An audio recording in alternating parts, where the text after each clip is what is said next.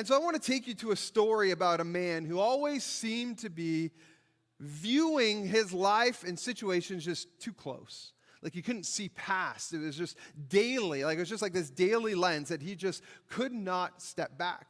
So we're going to be in Judges chapter 16 today, and I'm going to be talking about the story of Samson. Anybody thinking? And in Samson, God gave Samson a calling and an anointing. Samson was one of the judges that led Israel, that fought against the Philistines, protected them, led them.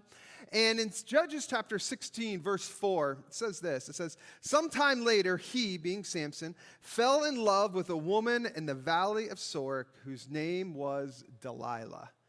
Delilah was a Philistine. And remember, Samson has been at war with the Philistines. He has been fighting them, killing them, mocking them.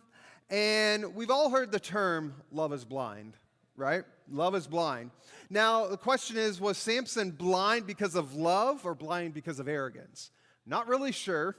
But Samson was blind one way or another because he just could not see past Delilah. She was, she talked about fraternizing with the enemy, right? Like she was a Philistine. But he saw her, he fell in love with her, and that was it. He's like, I need to have Delilah. And so Samson just couldn't see past the day. And he just saw this beautiful woman. It's like, yep. He lost all perspective of who he was and the calling that's on his life. Before Samson was born, an angel visited Samson's mother. Samson's mom had been barren for years.